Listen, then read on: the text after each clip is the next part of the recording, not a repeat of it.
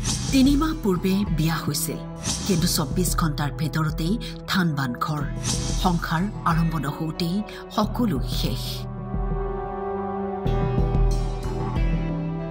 হৈ গ'ল এক সম্ভাৱনা কৰুণ কাহিনী গাজিয়াবাদৰ দম্পতীৰ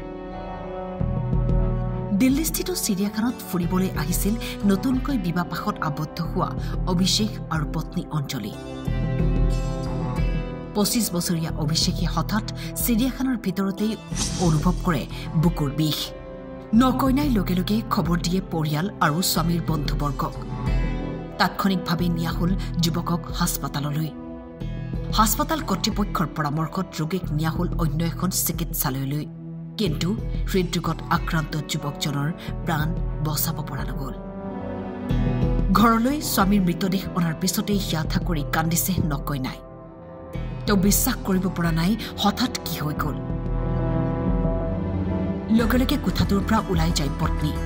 পৰিয়ালৰ লোকে কিবা এটা সন্দেহ কৰাৰ আগতেই স্বামীৰ অকাল মৃত্যুৰ শোক সহিব নোৱাৰি অঞ্জলিয়ে বাছি ল'লে শেষ সিদ্ধান্ত এইবাৰ অঞ্জলিৰ প্ৰাণ বচাবলৈ পৰিয়ালে লৰ মাৰিল চিকিৎসালয়লৈ কিন্তু নকইনায়ো শেষ নিশ্বাস ত্যাগ কৰিলে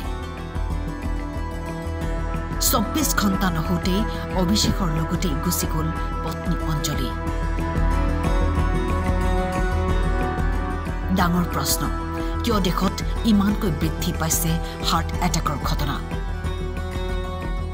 কৰোনা মহামাৰীৰ পিছতে হৃদৰোগত আক্ৰান্ত হৈ মৃত্যু হোৱা লোকৰ সংখ্যাই শংকিত কৰিছে স্বাস্থ্য বিভাগকো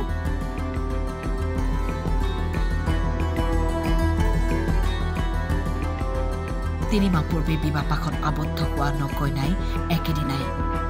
এৰিলে এই সংসাৰ নিউজ ডেস্ক টাইম